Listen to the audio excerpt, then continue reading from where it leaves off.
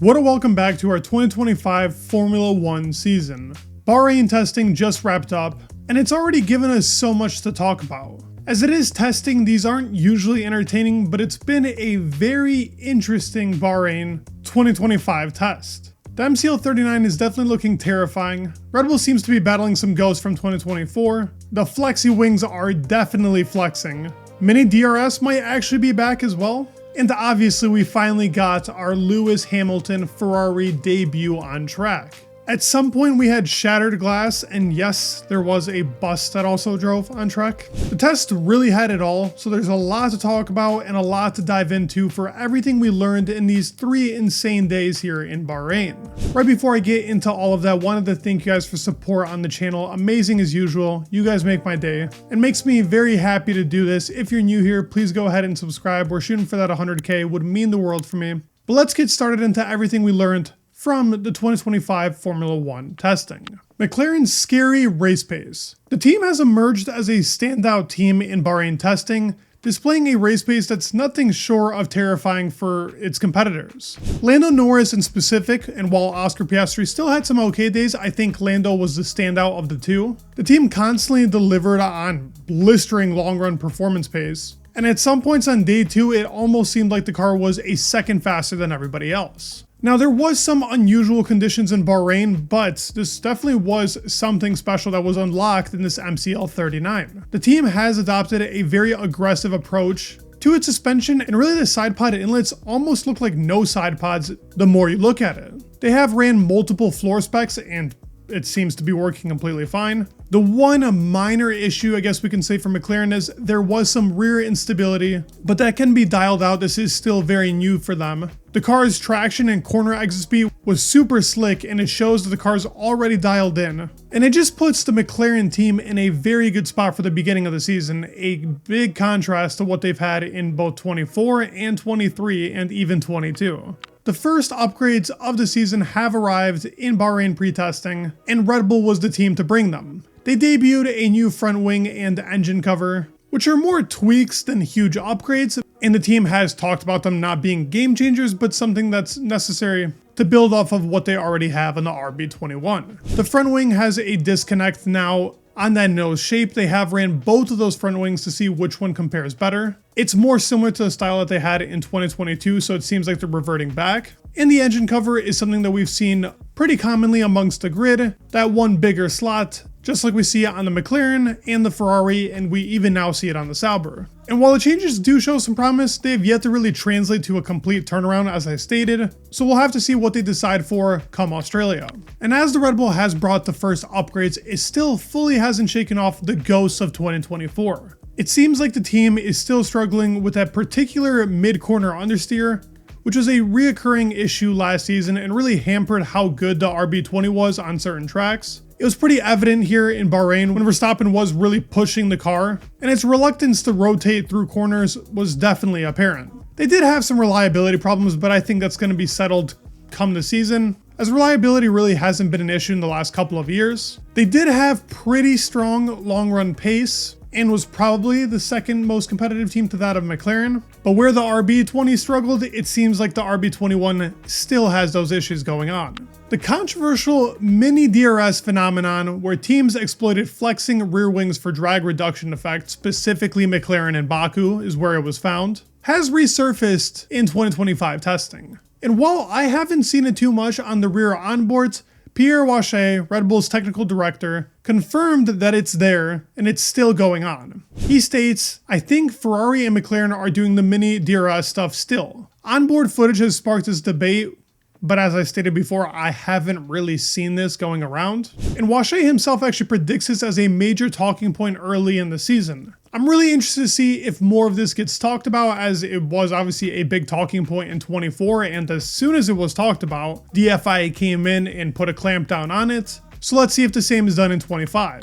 Sauber continues to have the sloppiest car out of the 10 teams. The C45 has shown disappointing race pace and consistency. The testing really exposed the corner instability and poor traction, leaving drivers like Nico and Gabriel to really struggle at extracting performance from what is a pretty different car. The car's unremarkable evolution from 24 has failed to inspire confidence, positioning Sauber in a very tough spot as they're about to become Audi, and they're far way away from the top teams, at least from the looks of it, in 2025 testing. While the Aston Martin team has made strides with its AMR25, it's still a bittersweet story. Fernando Alonso, right after getting out of the car in the morning, spoke to reporters offering a very interesting assessment. The car is better than last year, faster than last year. There are some things that are good and some things that are bad. It'll be very tight and we will have to have perfect weekends to be in the points. There were promises on the car. It did look a lot better to handle than that of the AMR24, but as the race pace came along, just like in 24, the car struggled to maintain its tires, degradation was there, and it looks like it's still going to be a very convincing midfield battle, and that's nothing short of what we expected. And Alonso has said somewhere towards the middle part of the early season, the team should be in a much better spot. The actual test itself in Bahrain has been very weird. Unreasonably cold conditions around 15 degrees Celsius, gusty winds which are typical in Bahrain. It is one of the windiest tracks of our season. But rain was something I definitely didn't think was going to come along. There was a power outage at some point, which we haven't seen in Formula 1 for a very long period of time. There was glass that shattered on the track, adding more chaos. A bus at some point during F1 testing actually drove on the track. And the laps, specifically even on day 2, where Carlos put it up in P1, were pretty crazy conditions for these cars, already going faster than that of the 24 cars. This makes this testing quite memorable, but very interesting. I don't think we're going to see this for a while. Williams isn't suddenly a frontrunner even after a crazy day 2. The Bahrain's quirky conditions definitely helped out and skewed a bit of the comparisons with the other teams in previous years, but they've laid a foundation for their FW47. It's a real step up from what was a pretty disastrous 2024 where they finished 9th in the Constructors. And with Sainz and Albon at the wheel, it's hard to say they won't be competitive with most of the midfield with Aston, Alpine, and Haas. And the team is really full of motivation. You can tell it's been a big step up in the season. And it looks like the Williams of old is in the past, and they're definitely setting the stage for a very ambitious 2026. I would say Sainz looks right at home with this team. Lewis Hamilton also had a promising start, and obviously he's the headline grabber for Formula 1, probably till he retires. And I would say he's delivered on the hype. Across all 3 days, the 7-time world champion showed pretty steady improvement, topping the morning session on day 2 and staying pretty positive with what remains to be a very peaky car on turn-in. And while he has had some moments in turns 8 and 10, his high fuel pace was pretty good, and he's been very positive. You can tell this is definitely a different Lewis we're seeing as of right now. Mercedes, just like Red Bull, seems to be having definitely some direct comparisons from its 24 car. It still seems to love those cold conditions. Day 1 was pretty dominated by the W16. It's got a lot of low speed grip and consistency.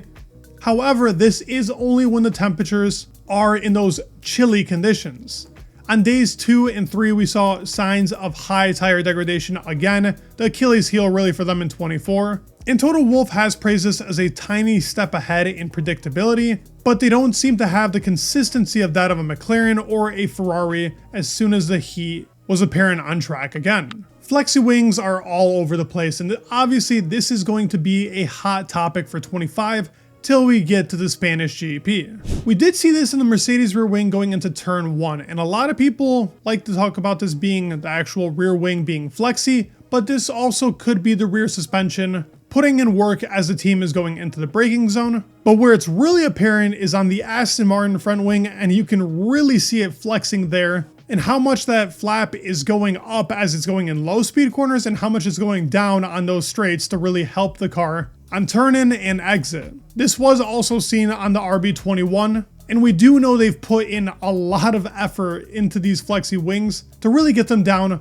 for this 2025 season. I feel like this should just be in the sport. It's so unnecessary for us to talk about it from season to season. It's a cool innovation. I don't see really any problem with it, but as long as the FIA keeps intervening, we're gonna keep talking about it, and it's gonna be one of those talking points that really should be left in the past. Out of the rookie drivers, to me, Kimi Antonelli definitely impressed. The guy was radiating confidence in his first proper F1 test. He topped a couple of sessions, only being 18 years old. He was very snappy and aggressive with his driving, which is definitely something to be looked into. And his race simulations on all 3 days were very impressive, considering the rivals are McLaren, Ferrari, and Red Bull, who all have very strong drivers and drivers that have driven for a long time. To me, this already signals a pretty bright future for the kid, and given his dynamic with Russell, it's going to be very interesting to see how the 2025 season goes for Mercedes. Usually testing is pretty boring, but I'd say the 2025 test gave us a lot to talk about and should make for a very exciting